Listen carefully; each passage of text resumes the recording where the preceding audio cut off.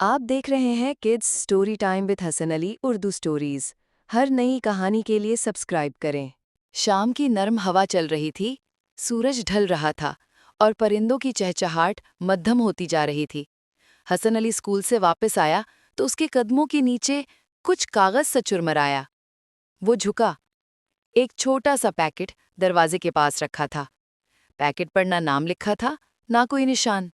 हसन ने पैकेट उठाया। अंदर एक पुरानी सी चमड़े की पर्ची थी जिस पर लिखा था, वक्त रुकता नहीं मगर कुछ जगहों पर वो थम जाता है। वहां जाओ जहां घड़ी ने आखिरी बार सांस ली थी। हसन ने हैरत से सर खजाया। वक्त रुक जाए, घड़ी सांस ले, ये क्या मतलब है? अचानक कमरे में एक हल्की सी चमक फैली, जैसे हवा में रोशनी के जर्रे नाचने लगे हों। फिर वो चमक एक छोटी सी रोशन सूरत में बदल गई। जोरो। जोरो ने मुस्कुराते हुए कहा, वक्त का राज कोई आम बात नहीं हसन, लेकिन अगर दिल सच्चा हो तो हर पहेली खुद जवाब बन जाती है। हसन ने जोश से कहा, तो फिर जोरो, चलते हैं, देखते हैं ये घड़ी कहाँ सोई हुई है। शहर के कोने पर एक पुराना रेलवे स्टेशन था, बरसों से बंद। वहां एक ऊंचा टावर खड़ा था जिसकी घड़ी के कांटे एक ही वक्त पर अटके हुए थे। हवा में जंग की खुशबू थी और लकड़ी के तख्ते चरचरा रहे थे। हसन ने दरवाज़ा खोलने की कोशिश की मगर वो बंद था। जोरों ने अपनी चमकदार रोशनी दरवाजे पर डाली और दरवाज़ा आहिस्ता सी आवाज़ के साथ खुल गया। अंदर अंधेरा था। टूटे शीशों से सूरज की आखिरी किरण अंदर दाखिल हो रही थी।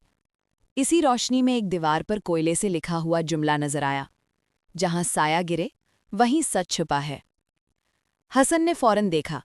सूरज की किरण एक पुराने लैंप से टकराकर दीवार की एक कोने पर पड़ रही थी। वहां एक ईंट ढीली थी। हसन ने उसे हिलाया और पीछे से एक छोटा सा लकड़ी का डब्बा निकला। डब्बे के अंदर एक पुरानी जेब घड़ी थी। हैरत की बात ये कि वो अब भी टिक टिक कर रही थी। हसन ने उसे खोला तो अंदर एक और पर्ची छुपी थी।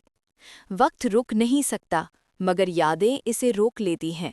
वो याद ढूंढो जो तुम भूल चुके हो। हसन ने जोरो की तरफ देखा। जोरो की आवाज़ धीमी और पुरस्रार थी। यादें ही सबसे बड़ा खजाना होती हैं। शायद ये घड़ी तुम्हें तुम्हारे माजी में ले जाए।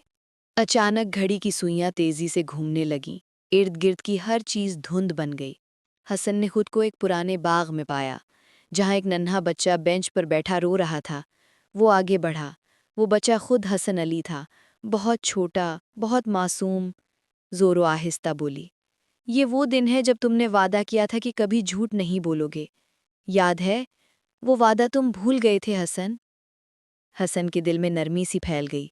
उसने मुस्कुराकर अपने बचपन के वजूद के सर पर हाथ रखा और बोला, हाँ जोरो, वक्त तो कभी नहीं रुकता मगर यादें ही हमें फिर से पहचान देती हैं। ये कहते ही रोशनी तेज हो गई।